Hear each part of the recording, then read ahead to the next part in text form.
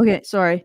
All right. Hello, everybody, and welcome to Honey Badger Radio. My name is Brian. I'm here with Allison, and this is, well, it's kind of red chill cinema because we're talking about media, but it's also going to be a bit more like ranty and frame maintaining or frame destroying. It's somewhere between the two. Is Yeah, I think yeah. what we're getting at. So, There's some yeah, infuriating stuff about this. welcome to the show. Yes, we are going to be essentially talking about BBC propaganda versus the reality. And so there is this show that's coming to Netflix called Adolescence. And it has been described as a 2025 British crime drama miniseries that started on March 13th and has received critical acclaim for its unique one-shot filming technique and powerful performances.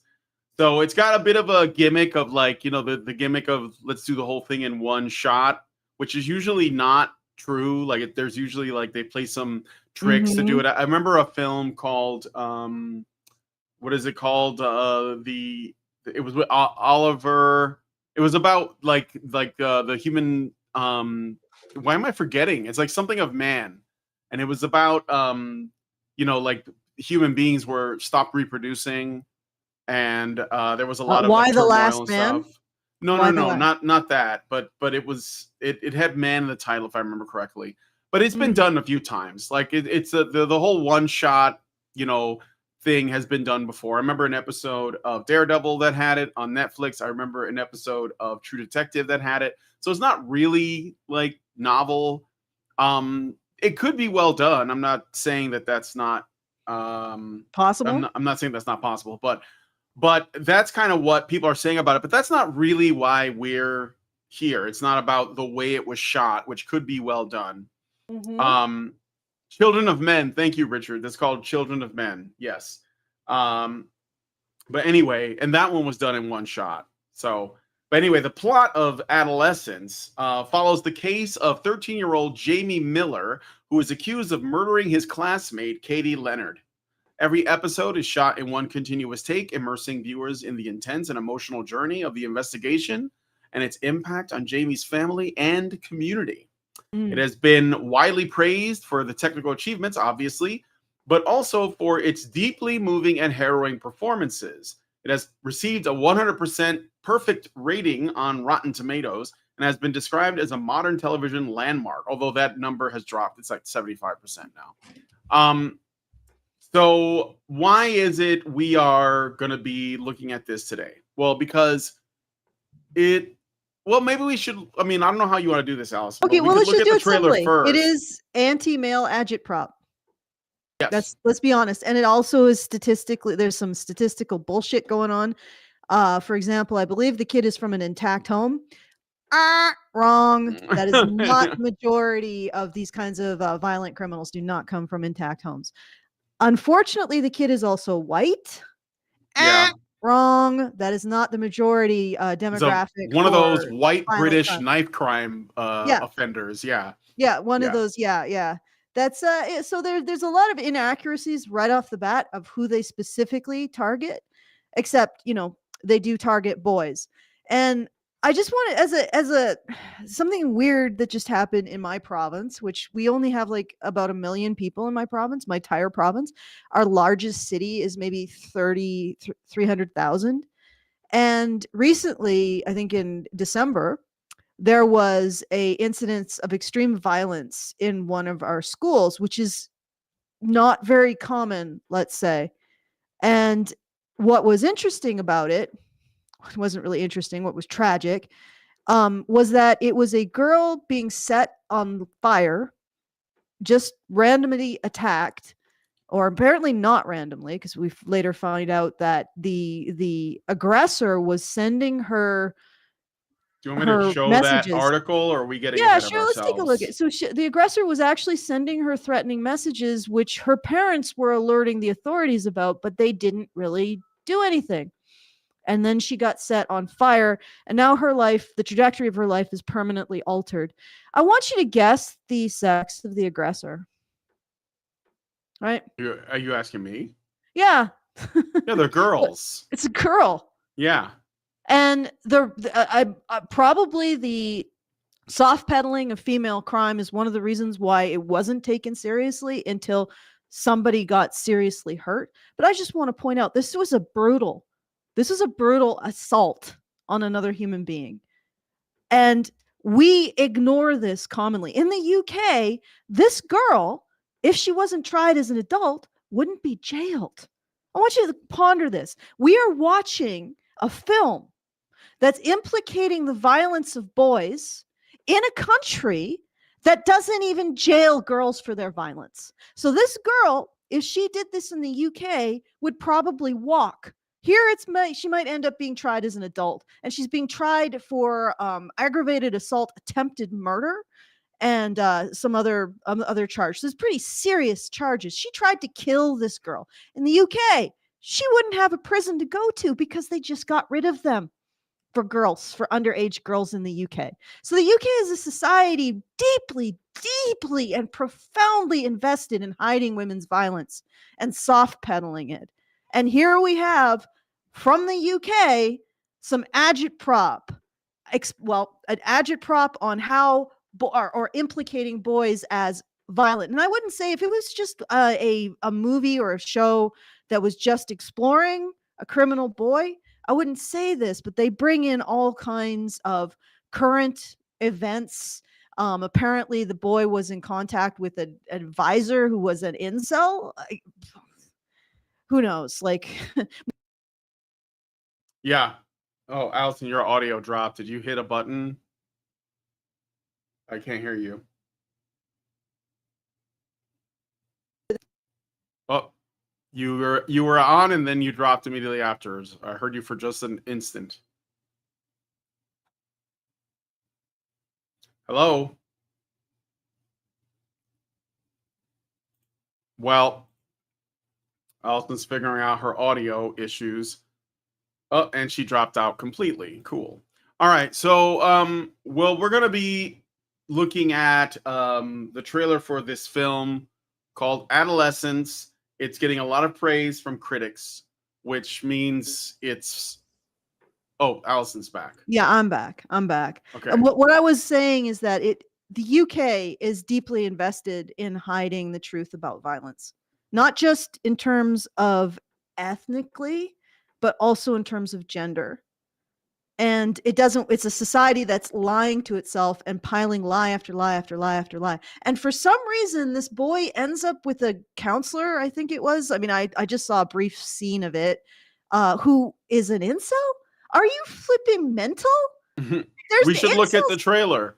Yeah, I know there's a lot to unpack. It's not long. Yeah. But we could look at the trailer. I guess the show is on.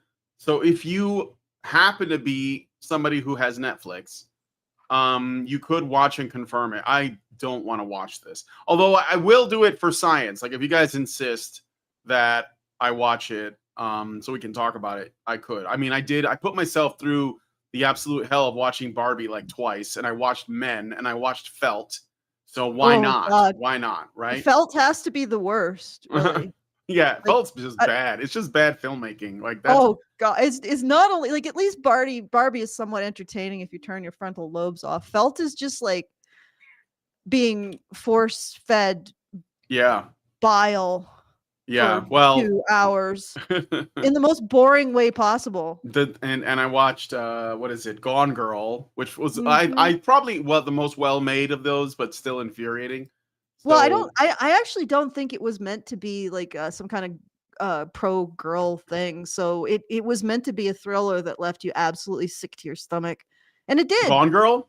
Yes. I mean, it did, but okay. I guess it's the thing is that without getting too into the weeds there, because that's definitely a digression. It doesn't matter what Gone Girl tried to do, because what women took away from it was exactly that this was some girl boss, like, I'm not a cool girl, I'm not going to do what men want, I'm not going to live up to, I'm doing my thing, like that. Like, it doesn't matter what the author intended, because the author died the moment women read it and said, "Ooh, yeah, I like that. Ooh, yeah, done." What's her name? The woman who murders a guy and then uses it to get out of trouble and force herself into a marriage with a dude that she doesn't want to be with, who doesn't want to be with her just because she's evil. And then there's a whole like monologue about being the cool girl, and that's the takeaway. It's that, like, even, well, not that it's a high bar, but like, you know, like supposed libertarian feminist Hannah Cox quotes that whole spiel from the book as like the ultimate in OMG, that's so relatable. It's like when girls say, it's sort of like when girls say, "Oh, you know, I love the Harley Quinn and Joker relationship because it's just like the kind of relationship I want, despite how absolutely dysfunctional it is, but there's some attraction." I don't think that Bruce Timm, who created Harley Quinn, intended for that to be appealing to women, but it is. And it just sort of shows, like, you know, yeah, it doesn't matter what you intend. What matters is that this is what women take away from it, you know? So I think that they're inclined to want that. I don't know why. Maybe it's because they don't know what a healthy relationship looks like. And so they're just like aping the ones that are the most dramatic. It's just like that meme that you sent, you know, women's romance versus men's romance, right? Let me see if can I open this? Yeah, this one. I'll share it with the audience real quick. Yeah. So that's me for real. Yeah. Anyway. I'm really sorry, guys. I'm just having a heck of a time. I think it is the cat. I think she is the fly in the ointment. Oh, by the way, she is her proteins are apparently doing considerably better. So she is off death's door, but now she is 5 times more annoying. Yeah, she figures that if I'm talking to someone, I should be paying attention to her instead. And she doesn't understand the concept of podcasting. And if she did, she probably would disapprove because it doesn't involve getting treats. All right. So yeah, this is I would say you're right to an extent, the death of the author, but I think that the interpretation that she was supposed to be cheered for saying, "Oh, she's a cool girl," or the cool girl rant, is completely annihilated by the fact that she's shown up to be an idiot in the next, like, within that very scene. Oh, now you're just throwing everything off my desk, huh? Okay. What happens is she does her cool girl rant and she's like talking about this woman and she's like, "Oh, she's trying to be so cool for her boyfriend." And it turns out the woman is in the car with another woman and they're just having fun. Mm-hmm. So it's I think it's pretty obvious that the creator of the movie is not on the side of the psycho woman. But you're right. A lot of women with zero media literacy didn't actually, just went with their own interpretation of it rather than looking at what there is death of the author, and then there is deliberately trying to murder the author, which is, well, yeah. I mean, I think that's what I think that media literacy implies that there is a, you know, intended and proper way to interpret the media. And I think that a lot of people, like the women who agree with Amy Dunn in that story, they take it as, no, this is what it is because I said so.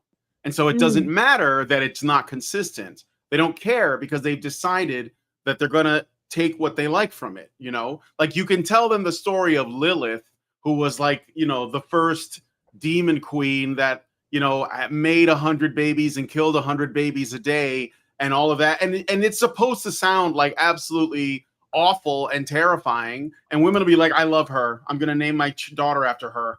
And it doesn't matter. Like, you'd be like, "But don't you realize that that would be like me naming my son Voldemort?" You know, I mean, I doesn't know. No, it's not the same, because that's empowering. So the death of the author is the point, is what I'm saying. So it's not an accidental death. It is a murder. And it's on purpose because these women want to interpret the story that best reflects their own desire to be whatever they Oh. want, whenever they want, without judgment or consequence. So they'll use that. You know what it is? Mm. There is death of the author, and then there's attempting to kill the story and make it what you want. Like, yeah, and they reanimate it, will. like engage in taxidermy and reconstruct it into some Frankensteinian version of itself. But yeah, I agree that there is death of the author. I think that the author's interpretation of their own work might be the most salient, but art doesn't come from, I don't think it really comes from a conscious place. It comes from an intuitive place. So people can create things that are deeper than what they allow themselves to be when they're in their conscious selves. So but that's neither here nor there. Let's get into this monstrosity. Trailer. Let's look at the trailer. Okay, so this is Adolescence. The trailer, it's about 2.5 minutes long, so we'll pause every 30 seconds. Okay. That's police! What are you looking for? You're making a big mistake. He's only a kid. Dad, I haven't done anything.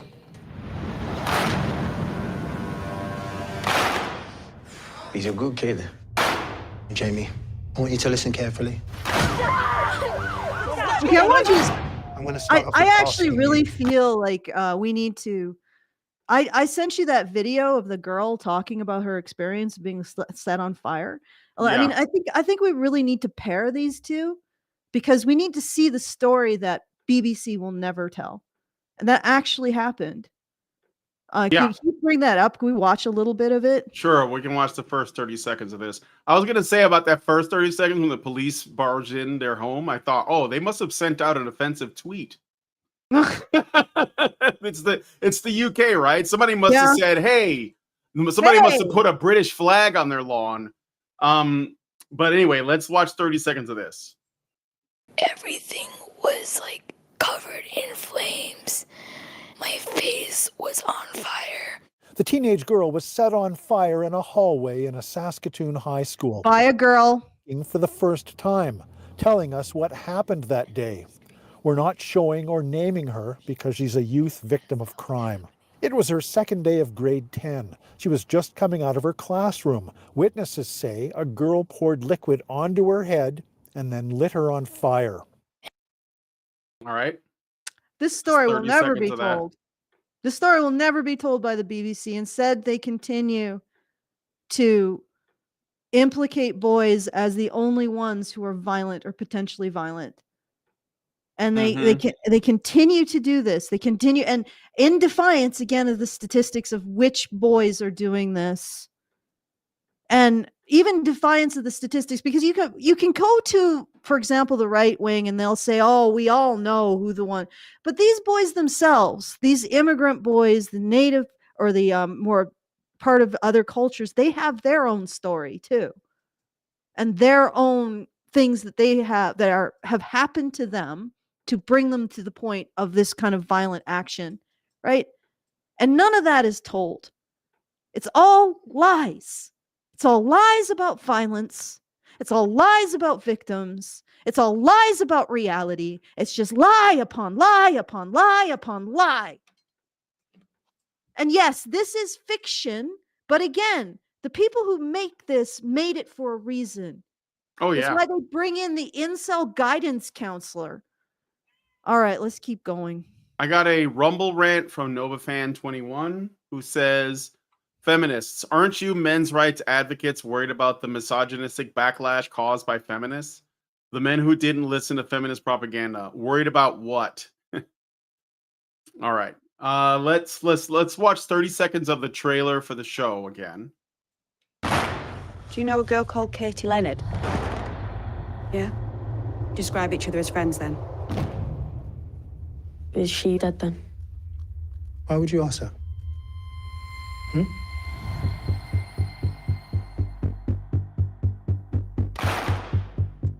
So do you think it would be okay if we speak about it? I haven't done anything. You're a good dad, a great dad. He hasn't been found. I have a feeling, just want to say, because I haven't watched the show, but I have a feeling that this is going to try and tell us that the father is the bad influence on his own son, and that's where they're going to land on. And I know I'm thinking this because, first of all, I know this actor. He's very good. He's done a lot of stuff. I know him mostly from like Guy Ritchie films, but he's really good in everything that he does. And he's the guy that gets the most praise.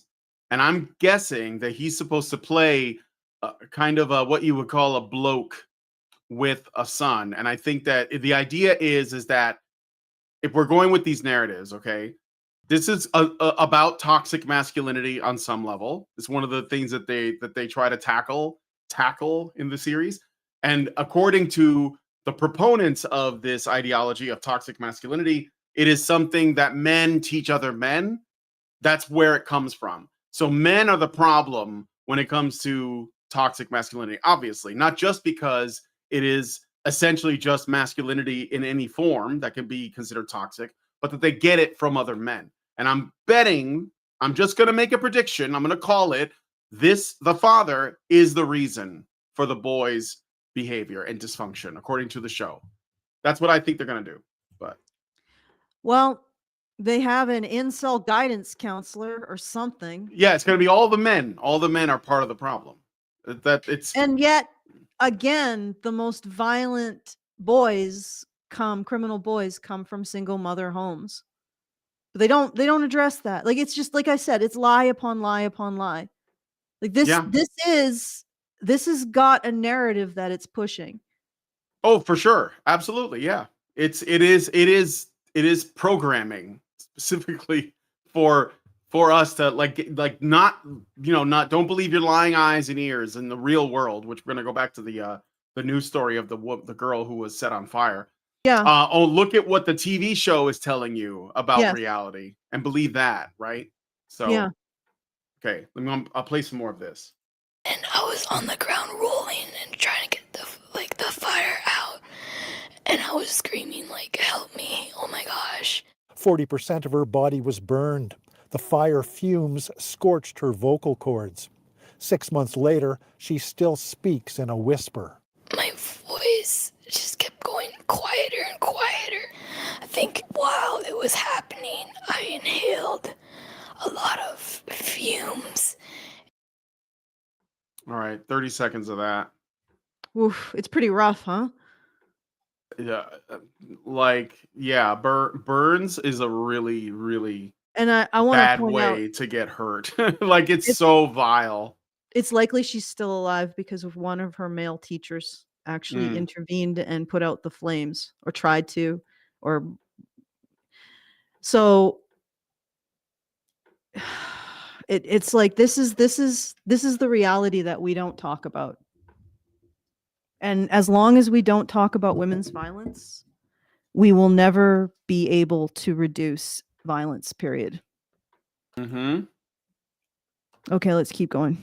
All right, let's look at 30 seconds of this. Guilty, he's being accused.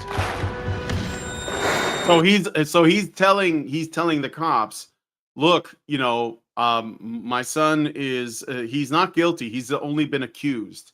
So like the advocacy for due process, that's a wild thing right now in this context, because you have to look at the way that it's shot, the sounds they're using, the music, all this propaganda comes together. It's not like in isolation. They put all these things together. And if it turns out that my prediction was right, then his advocacy for due process is also wrong because the bad guy said it. Okay. So I'm just putting it out there.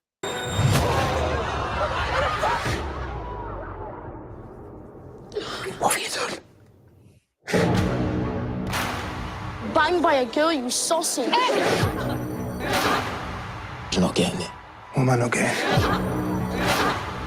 Dad, you're not reading what they're doing. It's a call to action by the manosphere. Percent of It's a call to action by the manosphere. Yeah, Wait, it was us all along, Brian. This is call to action. calling all men. Let's hear that again, because I think it's funny. Whenever what is it with the mainstream media always getting this whole thing wrong? Like, remember the Gamergate episode of Law and Order SVU and how hilarious that was, and how many memes came out of it because of how completely out of touch the people who made that episode were.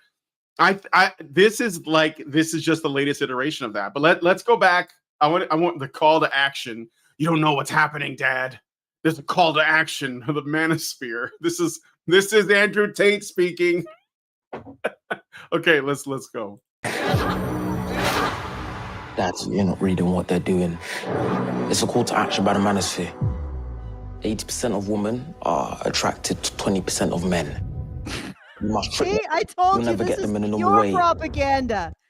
Oh And my it's like God. literally flipping. Okay, first of all, why such a young boy? I mean, he's barely like. I guess this is the moment where you stop caring, right? You stop caring about boys. Exactly. No, for sure. Because He's on the precipice of puberty, and that's when you start kicking boys out and start saying, well, it probably happens before then. And you know, it's really funny because as we will find out in the end of this, at this not nowhere near the end, but when we get to the end, I want to show you guys a article from the Telegraph. We'll be covering a review of this propaganda by the Telegraph, and then we'll look at another article from the Telegraph, which, you know, when you juxtapose them, they really tell an interesting story. But yeah, like this is the laughable. manosphere, huh? You mean people Yeah. like us who say that boys should have a place in society and should stop being condemned as agents of evil? I like that how they're the little kid. demons or diseases? Yeah, I like how the kid says 80%. What is it like? 80% of women are attracted to only the top 20% of men, and it's just it is a data point that is not irrelevant, but they Yeah. put spooky music over it to make people go, "Oh my God, what are those men gonna do?" Didn't he say you'll never get them in the normal way? Like you have to like just a suggestion, of what men have to do to get that 80% of women or whatever. It's just so funny. And these are teenage boys, so we're supposed to see them. It's the narrative that really threatens them because they need boys to continue to invest in this society. And what is in it for them?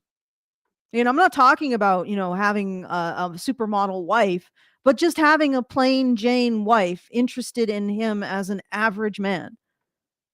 Yeah. Like I have talked to men who are currently being locked out of the dating pool, and I've seen, what they're interested in. It's not crazy.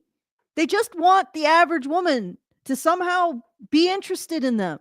And the problem is that because in part of social media, and I don't want to only blame social media, but or like dating apps, now women can basically dial up the most attractive men, well, or at least give a facsimile. And I'm not just talking physically, also in terms of their personality, which tends towards the dark triad. Again, another data point, right? They can dial it up.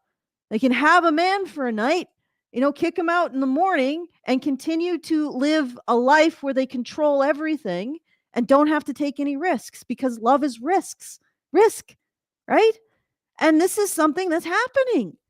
And they're saying that just talking about it makes you evil. Well, it's like the Tea Tums Festival. I keep going back to it with Eric the Red, where High Brazil is sinking and they're all getting up on the highest part, the steps of Parliament and having a song about it and pretending it's not happening. Except it's like High Brazil, except High Brazil is a bunch of assholes who beat up anybody who says, but the water's rising. Can't you see it was at our toes and now it's at our knees? And they just beat the crap. Don't you dare! We're going to put you in jail for saying our society has some serious problems it needs to deal with. How dare! Like, freaking, you're right, Brian. These are just data points. And they're turning them into some kind of evil narrative to even talk about. I wonder why. Yep.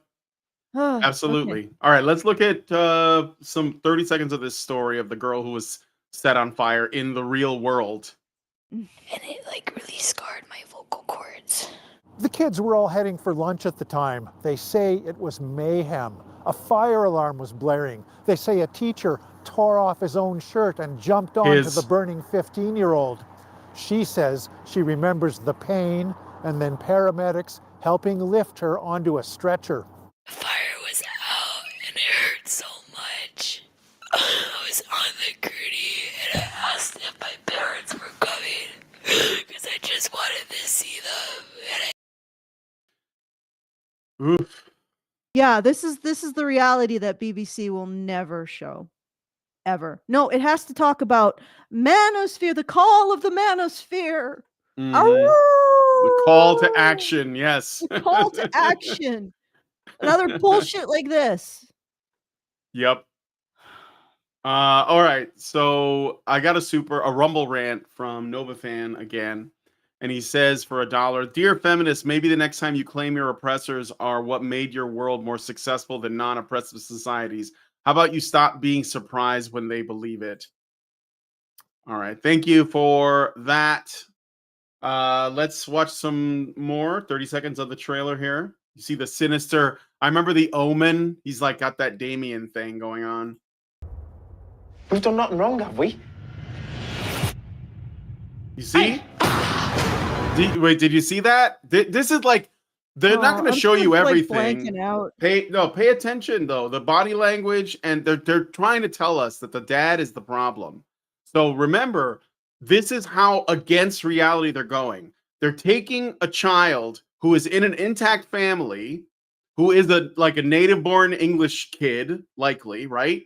And he's the one who committed this crime. So they're not just like taking away some of the obvious, changes, but they're also changing the context of his actual upbringing, and they're making the father the person responsible. Like ultimately, the boy's patterning his behavior after his dad, and you'll see this. I'm going to play it again so you guys can see how cartoonishly evil the father is. We've done nothing wrong, have we? Oh yeah, the woman. You see how he goes, hey, like he becomes with his wife, right? I mean, I assume it's his wife. There's the suggestion. I mean, you see what I'm saying? Like, you have to really look at this stuff. I see a drunk, stupid society, naked on a curb, masturbating its own stupid ideas to the end. Like the absolute degeneracy of our freaking and I'm not even talking about like homosexuals or that kind of stuff when I say degeneracy. This is moral degeneracy. This is the degeneracy of saying that my feelings should impact your rights, right? This is the degeneracy of trying to make the entire landscape conform to your fears, right? These are the kinds of degeneracies I'm concerned about. This idea that because you're afraid of a bug, everybody should lose their rights, right? That kind of thing. Cowardice. I'm actually wondering if it's really true that pride is the most central sin. I'm actually wondering if it's cowardice. It's absolute cowardice. The cowardly inability to recognize that what you've committed to is failing, which is what's happening here. They're just going to blame 12-year-old boys now? Receiving messages, marching orders from the manosphere? I bet if you looked at the statistics of the boys who are Tate fans, the vast majority of them come from a particular type of home with no father in it. And yet, what are you condemning here? And again, like if this was just presented as a thriller, I would scratch my head why you're exploiting, why you're engaging in, let's be honest, this is kind of a sort of sex exploitation of a 12-year-old boy. I'd be like, I don't want to watch it. It's on the edge of being gross. But they have to add in all of this current politics because they're trying to say something very clearly. And what they're trying to say is that all of our problems, right? It's not our politics. It's not our politicians. It's not our moribund bureaucracy. It's not all of the adult bullshit we get into. It's not lying to ourselves about what's going on. All of our problems are really in this 12-year-old boy. Yeah, they're in him. That's where they lie. That's it. Yep. Okay. And his father. Well, his father, yeah, his father. If the boy is And sympathetic, it's toxic only masculinity. because, yeah, if the boy is sympathetic, it's only because his father You know what made toxic him into a masculinity? monster against his own will or something. You know what toxic masculinity really is? It's basically the belief that men haven't taken responsibility enough for society.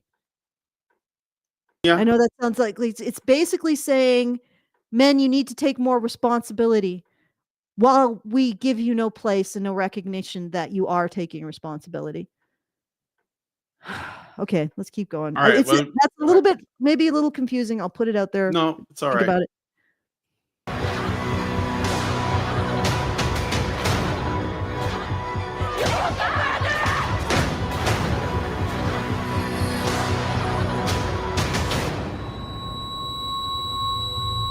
Shall we do more of the other video? I feel like we should stop it here, right in the climax, Brian. Let's go Yeah, to the yeah, other I one. know. I'm just okay. I just wanted to show that the child like blowing his temper, Mhm. right? He's like slamming his hands on the table. He's becoming like the manosphere. He's turning in, it's like the werewolf transformation. He's turning into the BBC's idea of what the manosphere is in human form. I'm showing this to you guys because this is all on purpose, all of it. Norwegian says, I'm surprised that they depicted the father and mother still living together. Of course they did, because they had to depict the father as abusive towards the mother, and they had to condemn intact families. Yes. They had to point the finger at the one family orientation that is least likely to create criminals. They had to point the finger at that because they can't point the finger anywhere else. Because then we would have to admit that the waters are rising.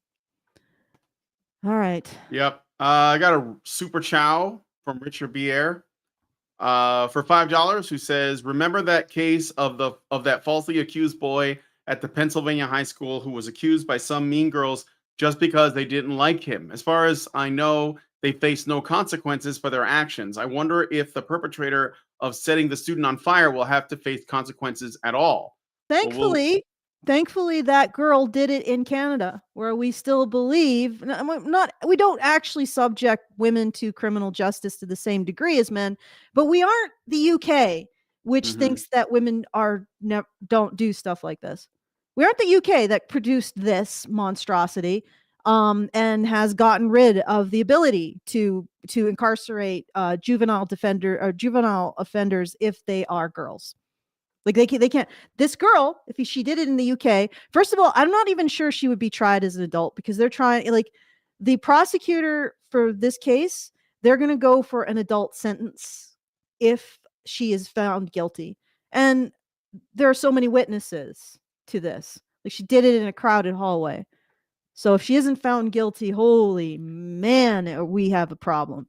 But if they do find her guilty, they're going to pursue an adult sentence. Now, this, I'm not sure it would happen in the UK. I mean, in the UK, they probably would trot out the entire zoo of excuses for women's violence. And maybe in the end of the day, well, first of all, she couldn't go to a juvenile detention facility because they don't have them in the UK, because feminists successfully argued that girls face psychological troubles when they're offenders that boys don't. So they got rid of them. They got rid of juvenile detention facilities for girls. So she wouldn't be incarcerated anywhere. She might end up in, like, maybe a mental facility if they have them in the UK. Or, considering how the UK deals with female violence, she might just get $50,000 in a bouquet of flowers. Yeah. Because she is the real victim here. I am disgusted. I can't even believe I'm caping for the Canadian justice system, only in comparison to the UK justice system. But yeah, she's probably going to get something here, right? Well, yeah, we'll see. Wouldn't be jailed in the UK. She wouldn't be jailed for this. Like, I want people to think about that. UK feminists, and they're going after women's prisons too. And they've been successfully in shutting down girls' prisons in the UK. So this girl wouldn't be incarcerated in the UK. I want you to think about that. And they want to do that for adult women. So if an adult woman set this 14-year-old girl on fire in the UK feminists wouldn't want her jailed because she's secretly a little angel somehow inside, right? She's a woman. She's got too many pressures. She can't be responsible for her. Meanwhile, we are making 12-year-old boys. We're turning them into scapegoats for our entire society's fuck ups. And this gets even better. As we go through, you'll see how this even gets better. So when I say that we turn boys into scapegoats for our entire society's fuck ups, we're going to see an article on the Telegraph that goes right into that. It's like explicitly says it. But anyway, let's keep going. All right, I'm gonna play more of this the news story.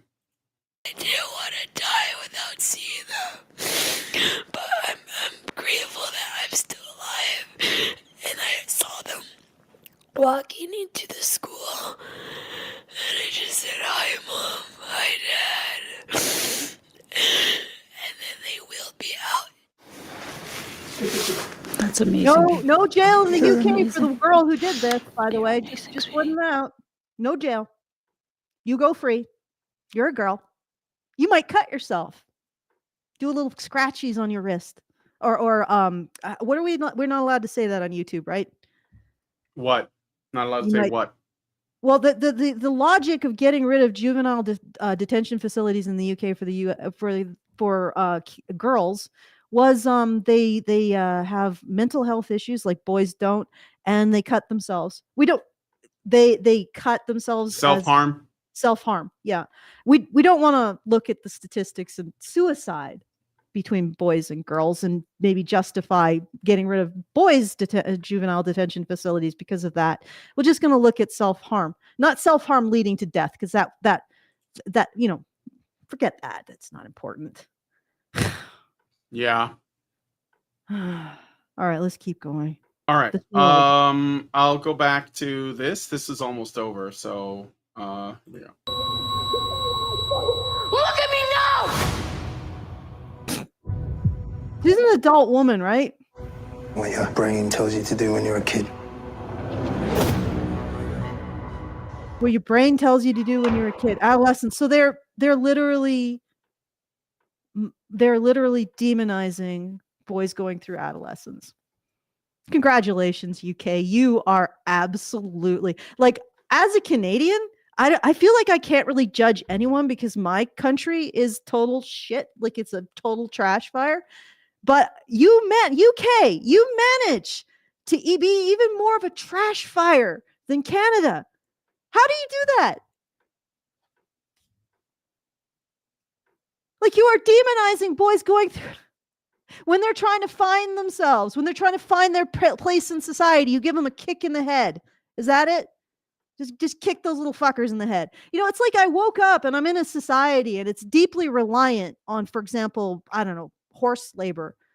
Like, just imagine we're in a society where we need horses to do pretty much everything: the infrastructure, the utilities, transport, moving goods around. We really need those horses. And I'm wake up and I'm in part of a society where in the institutional narrative of how you get a horse to do the best work you can is you feed it sawdust and you beat it till it bleeds for 2 hours every morning.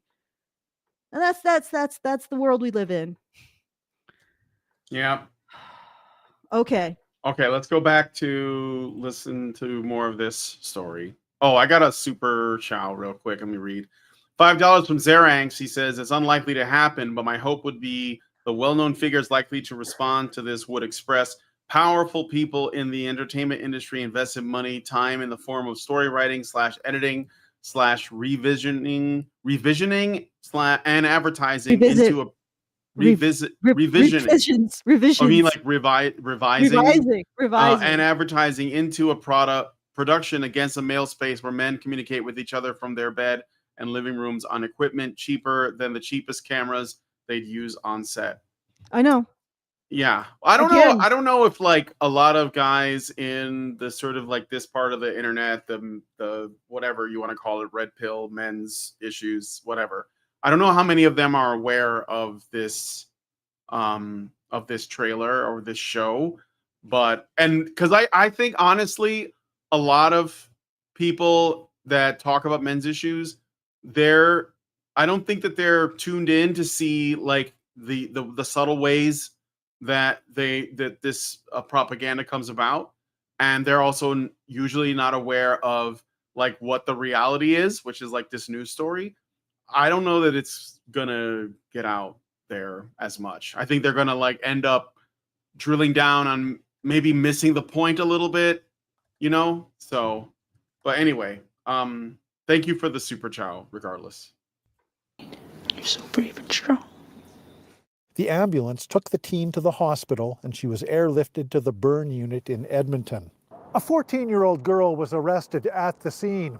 She was charged with attempted murder, arson, and aggravated assault. She told police voices told her to do things.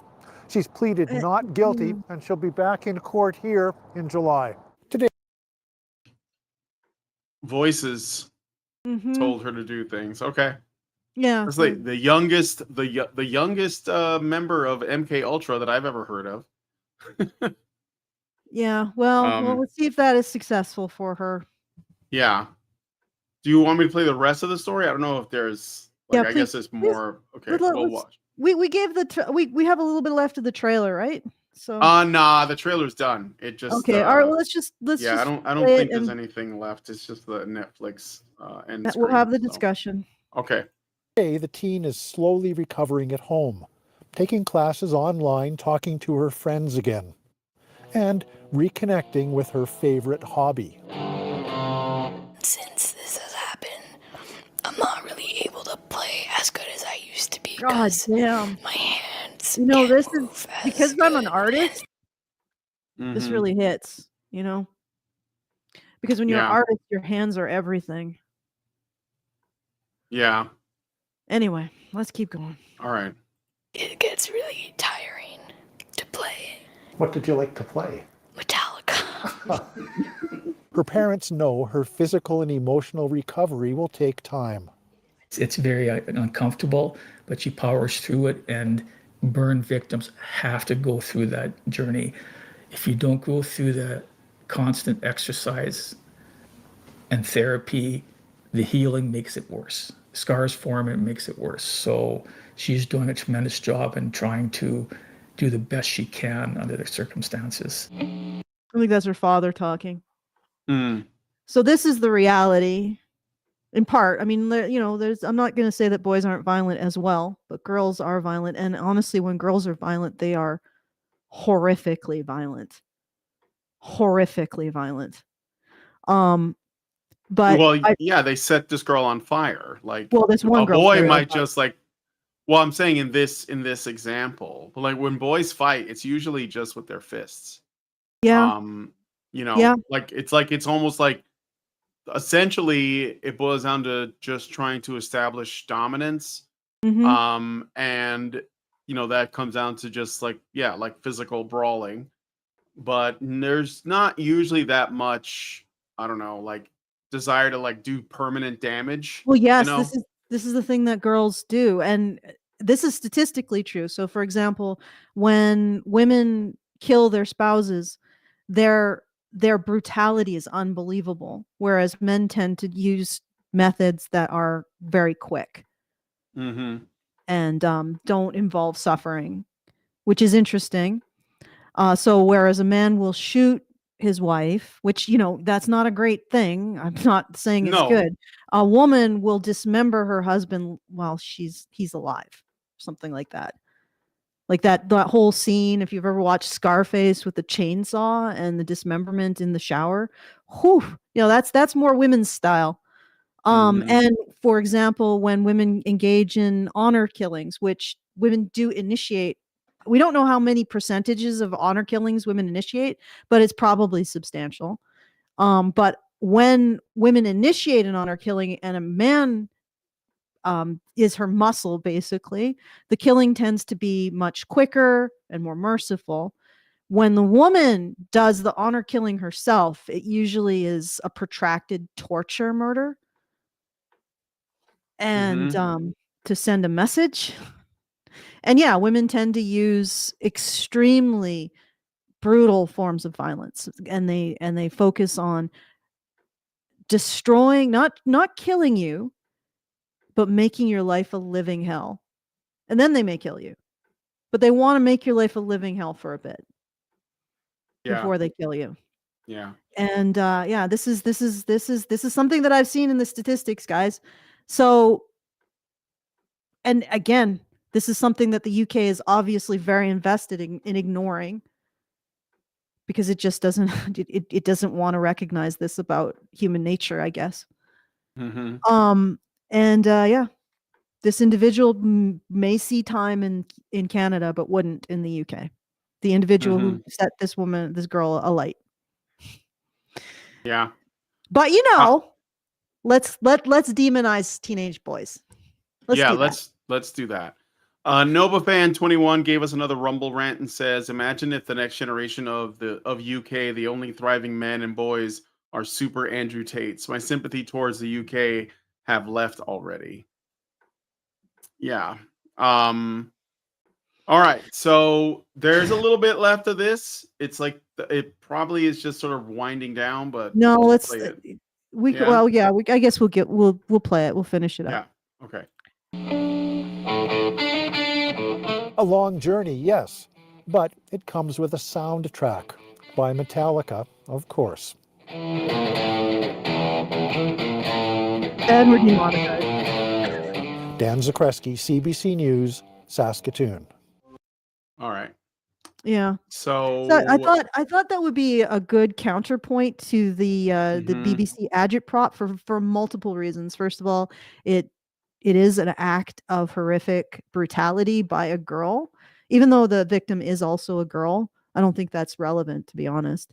And it shows that in reality, the mother and the father are doing everything they can to make sure that their daughter heals from this and to support her. And that's more of the reality of an intact family than what the BBC is showing.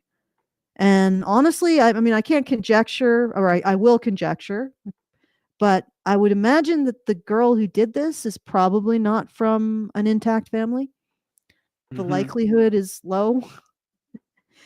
Yeah, so the father and the mother are trying to take care of their kid who's dealing with something horrific. That is more like what a family would be like, as opposed to what the BBC is showing. And the person who likely saved her life was a male teacher. Yeah. So I thought that would be a counterpoint, shall we say. And this is reality, not BBC's manufactured bullshit, in which we decide to turn 12-year-old boys into our scapegoats. I'm guessing that Laura Bates is salivating over this now. Now she gets to sexualize even younger boys. That's the other thing. This as far as I can tell, this show had this kid exposed to an incel guidance counselor. She's more likely to be exposed to feminist, an unsavory feminine. Oh, absolutely. Unsavory Absolutely. interest in the sexuality of very young boys. Yeah. Oh, it was a male teacher. The incel was a male teacher. Oh, a male teacher. Okay. Oh yeah, okay. So then we have the direct comparison. In the one, the BBC dramatization of their own inside of their own id, the male teacher was the source of the manosphere alert and an incel. In this one, in reality, the male teacher was a hero who himself could have died protecting this girl. There you go, guys. And we want to lie so much about ourselves. Okay. All right. So do we want to look at the article in which they describe the stuff that they were looking at, or do we want to look at the Telegraph article on this this video or this series? Oh, you talking about the Tim? Oh yeah, this one by Tim Stanley. At last, the TV drama so good it made me grateful for life. I have been transfixed this week by a new series that raises deep questions about manhood and modern society. Modern society. I'll read through some of it. I did kind of gloss over it, and yeah, there's definitely some juicy bits in here. So So I just want to say before I get too much into this, in the next hour, there's a maintenance guy coming, and he needs to get into this room because our maintenance closet is in the room where I do the shows. So I'll have to I can't go for longer than like another half hour. I'm sorry, because he's gonna be in here unless I turn off my camera and let him do that while you talk. If you want to go like that much longer. So Here's another snippet of the story, the real life story. Parents of two 15-year-old girls at Evan Hardy Collegiate in Saskatoon said they went to police. Oh, I probably shouldn't have said that. And the school multiple times between June and August 2024 with concerns about escalating online threats from the student, now accused of setting one of the girls on fire in a school hallway. So there was actually significant warning, and the parents were trying to get something done about it. That must really hit. Can you imagine that? Oh man. I guess if you're getting threats from a girl, like if your daughter or son is getting threats from a girl in a school and they're not doing anything about it, I would suggest just pulling them out of school. Like, because although Canada isn't as bad as the UK, we certainly don't take women's violence seriously. Okay, let's go. Let's go and do the article. Do the juicy bits. Yeah. Okay, Adolescence, a TV drama that follows the arrest of a 13-year-old boy for murder, holds no surprises for teachers. It stands out in an era of overproduced dross for its elegant simplicity. A single camera, one take, it dips in and out of the justice process in real time, No as if surprises eavesdropping. for teachers? Yeah, because apparently this is something that no teachers deal with all the time. As if eavesdropping on an everyday tragedy. This is the kind of relevant drama the BBC insists only it can make, yet it's Netflix that's gone and done it. Each episode is set in an institution, cop shop, school, detention center, that seems to function. This was the whole concept of this was like a very special episode. I just heard my dog bark, so I'll be right back. Keep going. That seems to function solely to keep a lid on violence. Its energy so distracted that it has no time for its official job. A friend texted, "That's the best representation of a high school I've ever seen on TV." Why? Because they're always watching videos. The students are kept in class to keep them off the streets. One of them bolts through an open window, and the adults seem to know less about life than the kids do. The police cannot fathom why the boy, called Jamie, stabbed to death a nice girl who apparently liked him, till a gormless teen translates her Instagram messages. She was mocking him with emojis. Jamie had asserted his manhood. So apparently he stabbed her to death because she challenged his manhood. And that's usually how men respond, right? By stabbing women to death. That's the Tate, feminist. That's the feminist. Oh, yeah. I don't think Andrew Tate says this. No. She was mocking him with emojis. Jamie had asserted his manhood. That Andrew Tate shite, moans a copper, as if Tate, a fascistic online influencer, did you guys know he was fascistic? Corrupting serpent in the garden of childhood. Are they missing a verb there? Yeah, they're missing a verb. Yeah. Well, was a corrupting serpent in the garden of childhood, except that I guess the implication is that the real monster is boy's puberty or something. But that Jamie had asserted his manhood. Really? Yeah, by stabbing a girl to death. That's how you do it. Did this woman who, even if she likes you? Did this girl who set this other girl on fire assert her womanhood? I don't think they have an answer to that. That didn't happen. Yeah, he's fascistic now. Happen. Yeah. Oh, sorry, UK, that didn't happen. Well, certainly it did. She's not going to jail for it there. Right. All right. So he had okay. Why did they just get away with this bullshit? He had asserted his manhood. Yeah. Okay. Yeah. No, that is not what manhood is considered to be.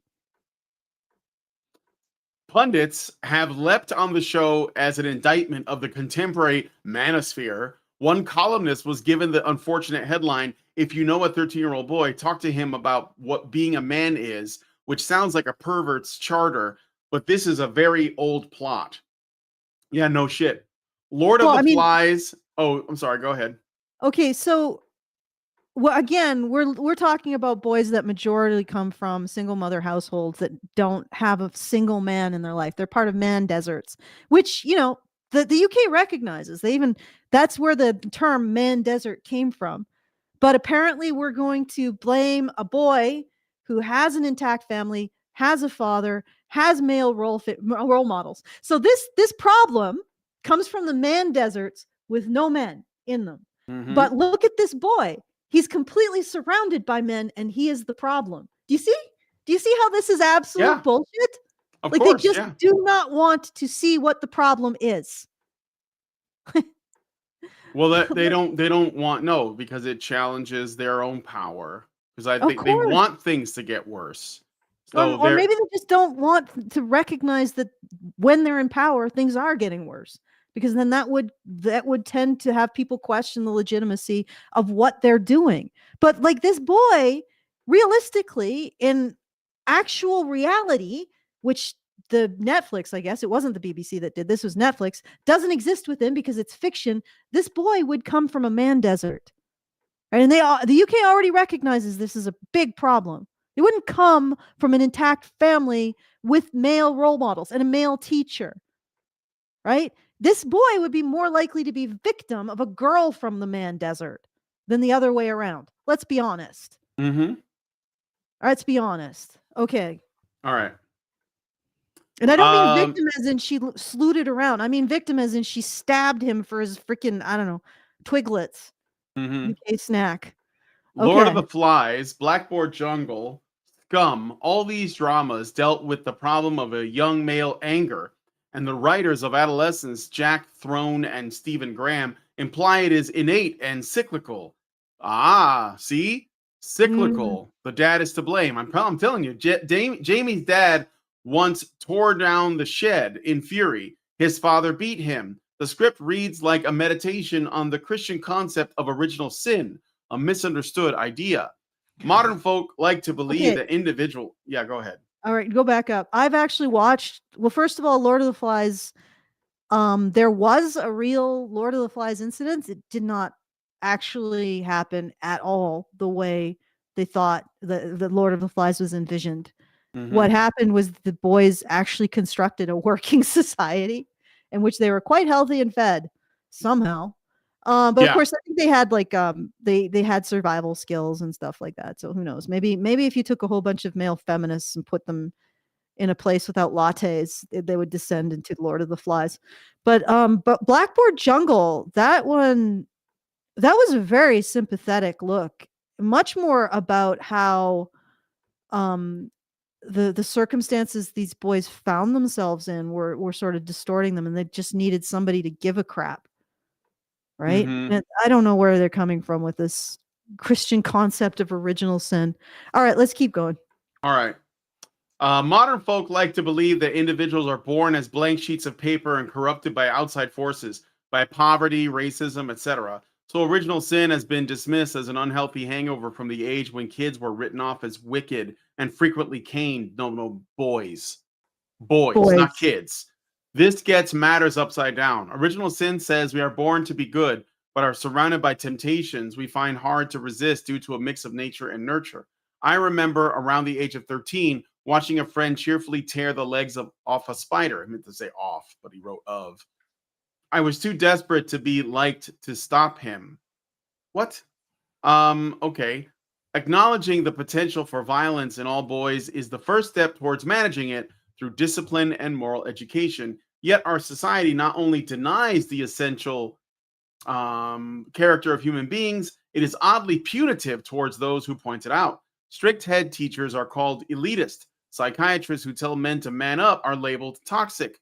Meanwhile, this is actually more sympathetic in a way. Yeah. Yeah, in a way. However, I still think that okay. All right, let's see where it goes. Let's keep going. Meanwhile, over-energetic boys are stuck on medication, and a handful of particularly confused cases are turned into girls.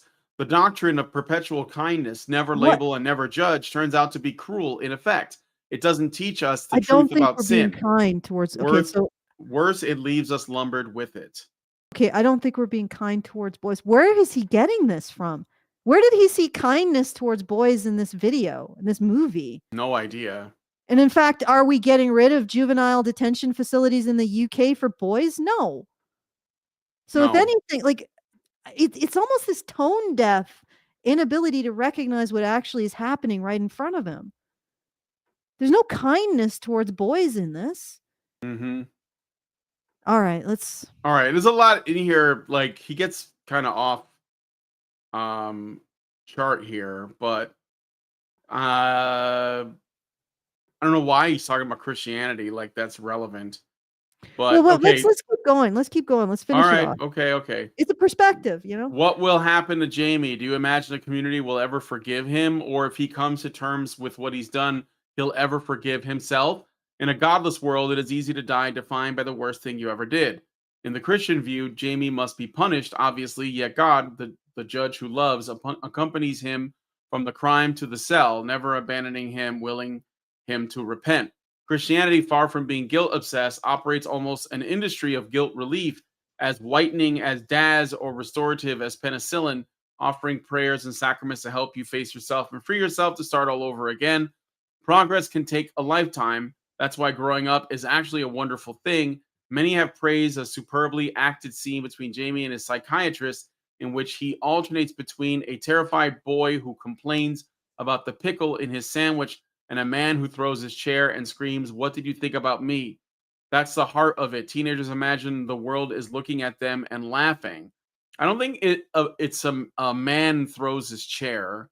I don't agree with that. Like, It's they're a boy. why do they associate this when boys become violent? That's an expression of masculinity. Yeah, why That's do they keep doing that? Like, literally not. Like, they're calling out men for associating violence with masculinity when that's literally what feminists do. Something I yeah, said like a whole while back, well before Andrew Tate. I said the way that feminists construct manhood, the last pro-social, vaguely pro-social identity men will have will be Playboy. And what happened? hmm You know, this is all a reflection of what you as these institutional powers are putting into the world about men and boys. They literally make the association between masculinity and violence, and then they blame that association on the boys themselves, right? And the other thing is that he's talking a lot about Christian guilt and all that. It feels very platitudey, because literally what's yeah, happening is a whole shit ton of guilt is being put on a group that doesn't deserve it I in the first agree. place. Yeah, that While seems like out of place. Like, I don't know. Yeah, it just seems like it's tone deaf. While hmm another group is being framed as completely guiltless by virtue of being female. It's the only reason why you would ever get rid of juvenile detention facilities for girls. It's because you think that they're blameless because they're female. Yep. Right? Okay. Richard Bier gives us $5 super chow and says the real life Lord of the Flies boys not only constructed a self-sufficient society, but they did it without socialized healthcare too. One of the boys Mhm. did suffer a broken leg though. Yeah, but it healed actually quite well. They said it, and surprisingly, they were hmm doing really well, and they had a hierarchy, but like boys do, of merit generally. Yeah. So if you're the boy that sets bones better than other boys, then you're the top of the medical hierarchy. And if you're the boy that gets crabs better than other boys, and there's the top of the crab getting hierarchy. Yep. Like that's the way. And often, and this is the misnomer about men's hierarchies. Men's hierarchies are very fluid, and generally based on whether or not you are. And this is an outside observation, so take it with a grain of salt. Generally based on whether or not you're good at something. Yeah. I mean, there usually is a hierarchy of leadership, but that's also based on whether or not you're good at leading. Okay, let's All keep right. going. Okay. Well, recently our world has started doing just that. Social media is a narcissist's mirror, a stage for validation and ridicule, and a playground where the bullying goes unpoliced. Who's? It's girls. Yep. Although there are I still say that social media is Call of Duty for girls. And I think it still is. I think it is like dominated by women. It is dominated by the female perspective, but that is starting to affect boys. So I've seen articles now where boys, like Zoomer boys and Generation Alpha boys, are having the same kind of like body image, let's say, struggles that girls have had, and Mm. and social media might be one of the ways. Like, but it's like it's expressing a different way. So like Lindsay and I started going to the gym a couple weeks ago. We go like 3 times a week. We just, finally saved up the money to be able to go. And I noticed that there was a lot of like young guys there, and they're like, they're not just going to the gym to like stay healthy. They're trying to like get a certain kind of body, and Mm-hmm. they're using, like supplements and stuff, but also there's a lot of like influencers for bodybuilding out there that are then the boys are doing kind of unhealthy things. Like they're taking, Mm. like certain substances to help, and it's because they're trying to like stand out.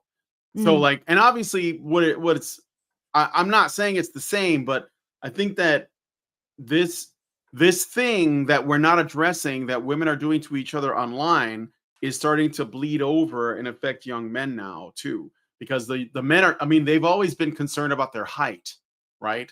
But they never took steps, like drastic steps, to actually like try to make themselves taller until recently. But that's also now happening with their musculature. They're trying to become buff because they want to attract girls. Like that's what it's coming from. And so they're taking, you know, um, you know, performance enhancing substances so that they can Mm. keep up. But it's happening that these guys are starting really young. Like I know that like guys have been doing steroids for a long time or other things, but this is like they're starting really young now.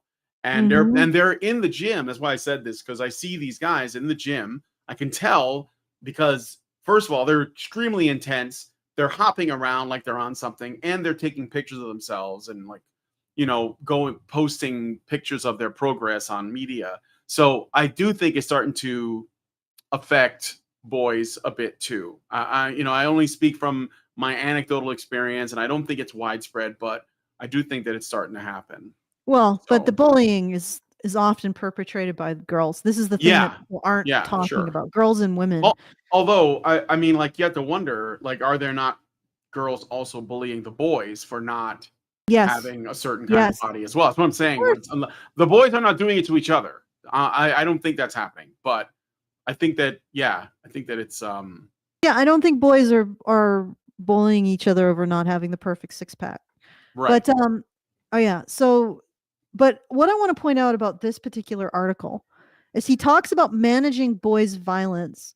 So there's this quality of like the violence is inherent, and the violence is not the violence of, for example, altruistic punishment, where boys and men will go out of their way to sacrifice in order to uphold the mores of society against criminals.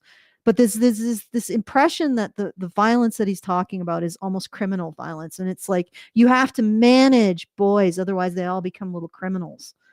And it's almost like there's this competition between, on I'm going to say the right, please don't get offended, the right, who thinks that society makes boys good, and the left, who thinks that they're going to use that perception of the inherent violence of boys. They're going to deny that is indeed a bio truth that they're using, and they're going to say, give us power so we control it, right?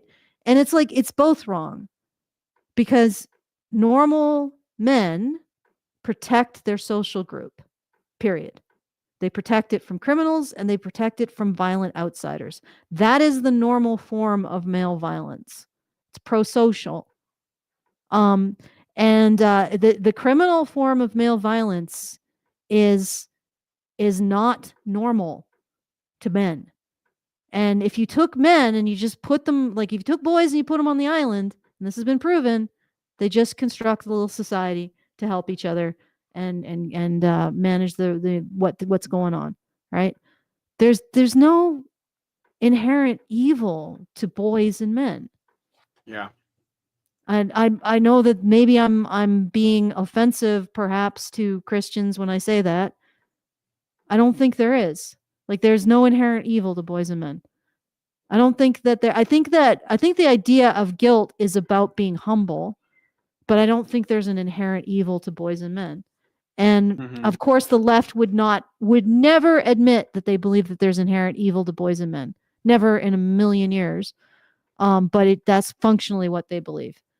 And right here we're seeing I guess it was in the Netflix, maybe in conjunction with BBC, constructing a narrative that's blaming a systemic social problem, which is what the man deserts are a symptom of a systemic social problem. It's a symptom of the failure of UK institutions. It's also, I mean, it's not just the UK, but right, we're talking about the UK now. The man deserts that produce these violent, feral children are a symptom of institutional failure on the part of the UK. Social failure on the part of the UK, the systemic failure, and also individual failure, right? But there's a whole bunch of policies that lead to the production of man deserts. And the honest to God truth is they are blaming a 12-year-old boy and his father and the one teacher in his life who's probably male for a problem that comes from an absence of men, not the presence of men. Do you see what I'm saying? The absence of men.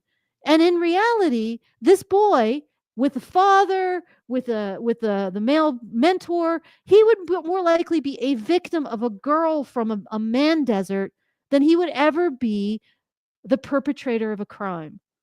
Right? So they're completely distorting the situation to evade guilt, their own guilt, and their own need to question what they're promoting. I was thinking about this. We are promoting single motherhood in our societies, right? This is destroying children. And I was talking to Canna recently, and she probably will talk about this too, but one of her coworkers apparently was working with juvenile offenders and has described to her how they've changed over the years. Now, of course, they've always come mostly from single mother homes, and which we have incentivized. We've chosen to incentivize this behavior. They've always come from single mother homes, but previous generations, he could appeal to honor, or he could appeal to, and even if honor didn't work, he could appeal to causality. But this current generation, we're now on like 3 or 4 generations of single motherhood. So there's no grandfathers in the picture. There's probably no uncles. There's no male teachers anywhere. There's no Mr. Chips anymore, or the guy in not the one that after Blackboard Jungle. There's nobody in there. Nobody. All right. So there's no men. It's a complete man desert, and has been a man desert for generations. These kids are coming out and they don't understand causality, right? They band together in little groups, and they're essentially tribal mentality. So they don't understand the causality of a larger system that they're part of anymore. They're completely feral, right? They don't understand the morality of a larger system.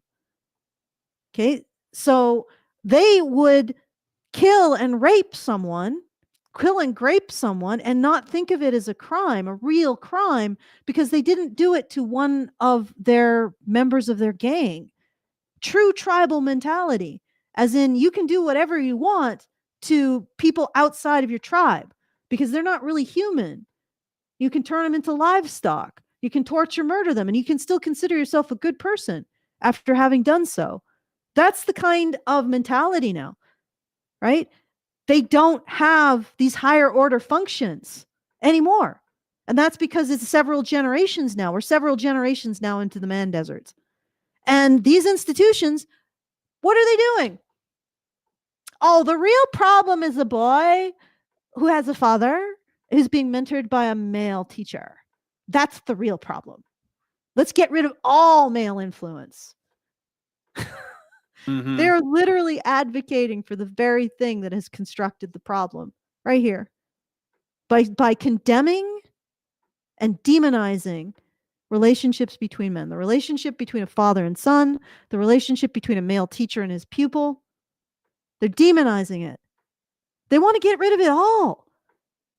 Like, as if the social chaos that we're dealing with from the man deserts now isn't enough. They want to make it a man uninhabited moon. Like, they want to make the earth complete. They want to get rid of all fatherhood. They want to get rid of all male mentorship. And they somehow want there not to be Andrew Tates to take advantage of the void. Yep. Oh, good Lord. We are this is peak Tea Tums Festival, guys. And not the cutesy, charming Tea Tums Festival of like Eric the Red. No, this is Tea Tums Festival if the people of High Brazil were just vicious assholes. Okay. Well, I mean, that's the end of the article, really. Yeah, well, let's take a look at the next article from the Telegram. Okay, here we I go. love this. Young men unprepared to fight for Britain, says former defense secretary. So you don't have to read but a few paragraphs in. So go Okay. ahead. Let's take a look. Young men are totally unprepared to fight a war for Britain, the former defense secretary Lord Hammond has warned as he called for radical changes to combat the threat of Russian aggression. The Tory peer, also a former chancellor, said the UK must cut spending on benefits and pensions to help rebuild its defense fair enough. industry, while also preparing citizens mentally for the potential risk of conflict. Yeah, men. He has weighed into the debate on defense amid fears over America's rehabilitation. On a podcast, Lord Hammond said, Okay, "There's no, no point." Go back a bit. What? I just don't want to do the politics.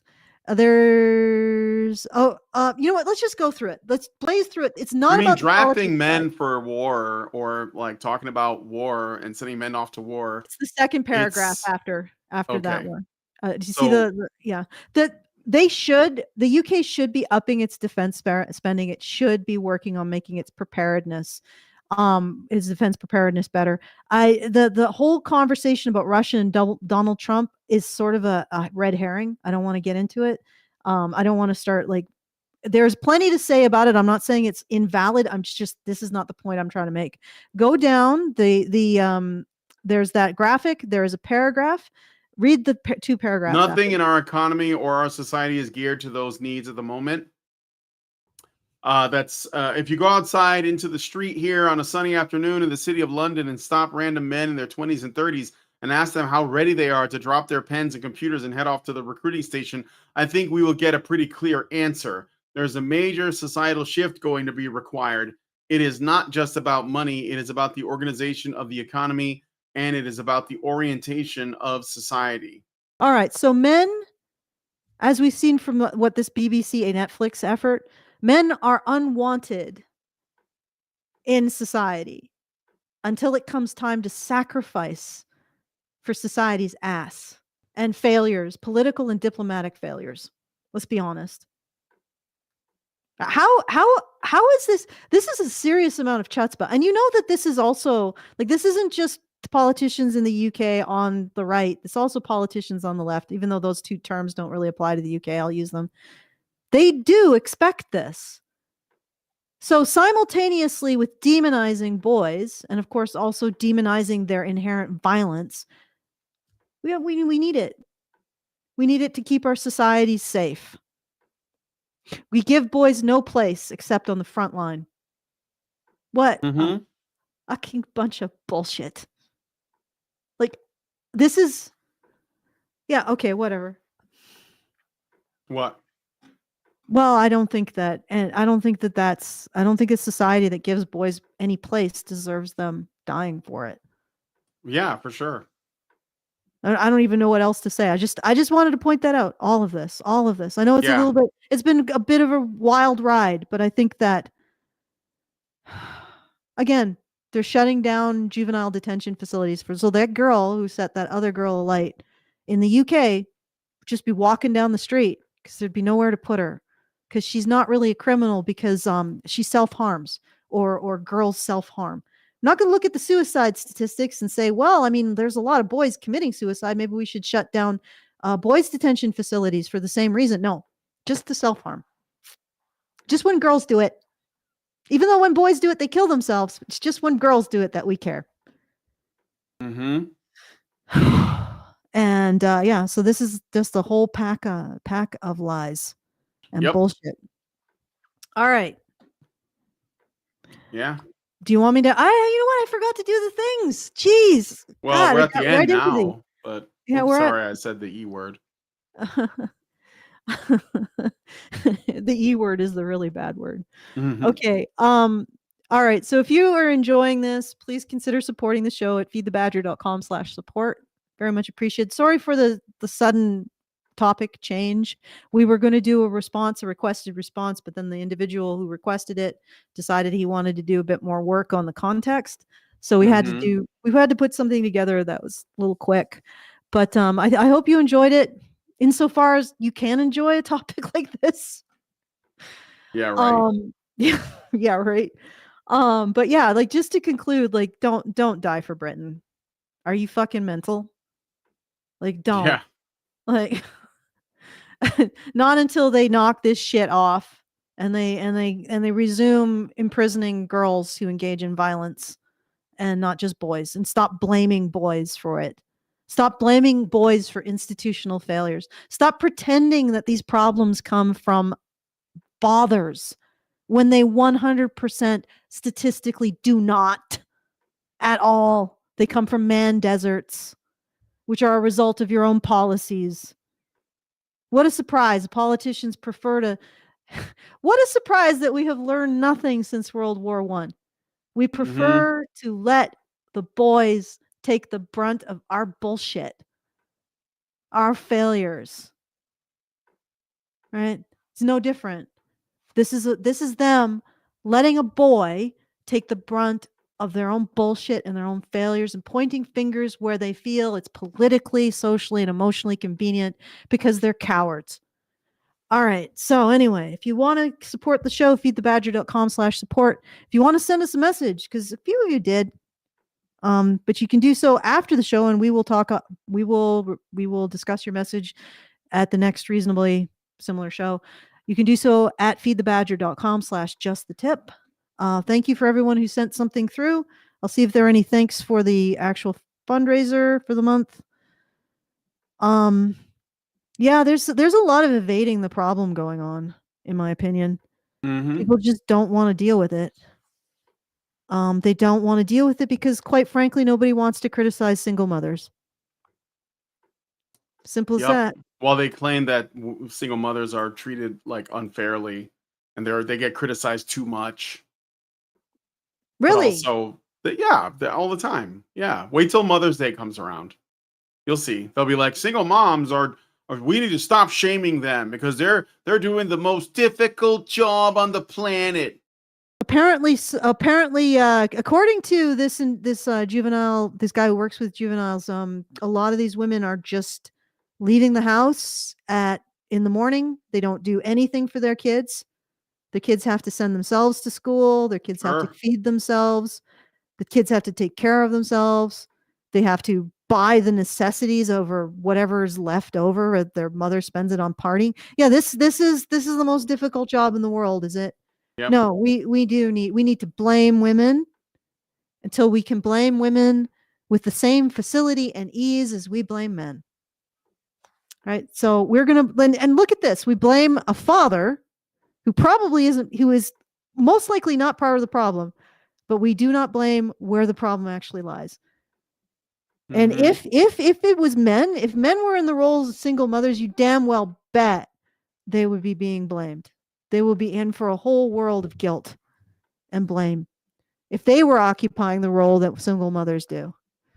Yep. All right. So anyway, feedthebadger.com/support to support the show. Feedthebadger.com/justthetip to send us a message and a tip. And yeah, hashtag blame women. Hashtag I blame women. You can't stop me. Try it. Well, I guess they probably could, but that would require bringing more attention to us than they ever will. All right. So feedthebadger.com/support, support the show. Feedthebadger.com/justthetip to help to send us a tip and a message. And back to you, Brian. Okay. Well, if you guys like this video, please hit like, subscribe if you're not already subscribed, hit the bell for notifications, leave us a comment. Let us know what you guys think about what we discussed on the show today. You'll find links to the sources in the description of this video if you want to look at them yourself.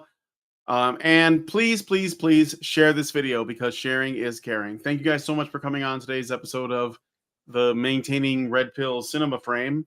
And we'll talk to you guys in the next one. Men's rights activists are machines, dude. Okay? They are literal machines. They are talking point machines. They are impossible to fucking deal with, especially if you have like a couple dudes who have good memory on top of that too. Holy shit, you're fucked.